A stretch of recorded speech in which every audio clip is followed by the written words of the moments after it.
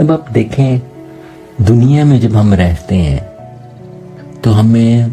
کبھی آزمائش بھی آتی ہے، کبھی پریشانی کا سامنا کرنا پڑتا ہے، کبھی کوئی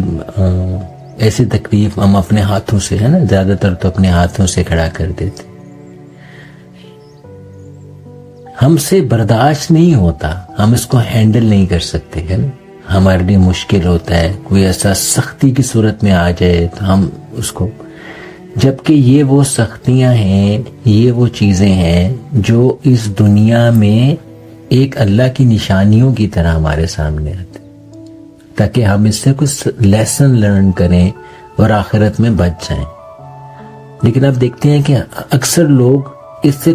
سے وزڈم، حکمت لیتے نہیں ہیں، ہے نا، وہ اس کو لے کر چلتے ہیں، جبکہ یہ بہت چھوٹی سی ایک اللہ تعالیٰ کی ایک سختی ہمیں سکھانے کے لیے کہ ابھی بھی وقت ہے کہ ہم سنبھل جائیں،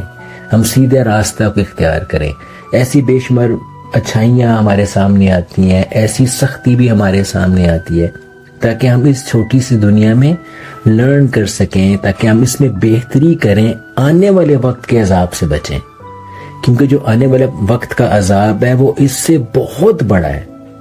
تو ہمارے سے جو چھوٹے چھوٹے عذاب ہیں وہی پورے نہیں کیے جاتے، جو چھوٹی چھوٹی سختیاں ہیں وہی پوری نہیں کی جاتی۔ تو جب ہم اس کو اٹھا نہیں سکتے تو آگے جا کے کیسے وہ سختیاں اٹھائیں گے؟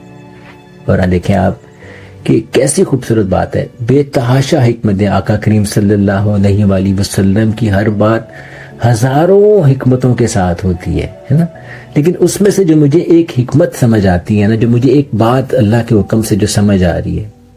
کہ میرے آقا کریم صلی اللہ علیہ وآلہ وسلم کو ساری خبر اللہ نے پہنچائی ہوئی، ہر چیز کی خبر وہ رکھتے تھے، اللہ نے ان کو عطا فرمایا تھا۔ ان کو یہ بھی خبر تھی کہ یہ ان کے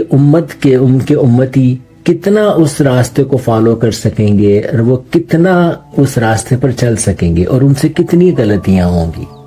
ساری خبر رکھتے تھے۔ تو میرے آقا کریم صلی اللہ علیہ وآلہ وسلم نے ہم پر کیا احسان کیا، کتنا خوبصورت احسان کیا کہ ہر نبی کو کوئی نہ کوئی دعا اللہ تعالیٰ نے عطا فرمائی،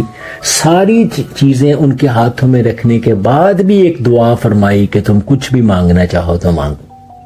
اتنا کچھ دینے کے بعد۔ تو آقا کریم صلی اللہ علیہ وآلہ وسلم کو جب سب کچھ عطا کرنے کے بعد کہا اب تم مانگو مجھ سے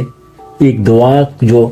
تو میرے آقا نے کیسا امت کو سامنے رکھا کہ اس دعا کو بھی آخرت کے لیے سنبھال کے رکھا، کہ جب یہ اس میں سے نکل کے اس بڑی عذاب، بڑی پریشانی میں جب چلے جائیں گے اور اس میں سنبھل نہیں پائیں گے، تو انہوں نے ایک دعا رکھ دی کہ میں اس وقت بھی ان کے لیے شفاعت کروں گا۔ بات آخرت کے لیے بھی انہوں نے اس کو بچا کر ہمارے لیے رکھا۔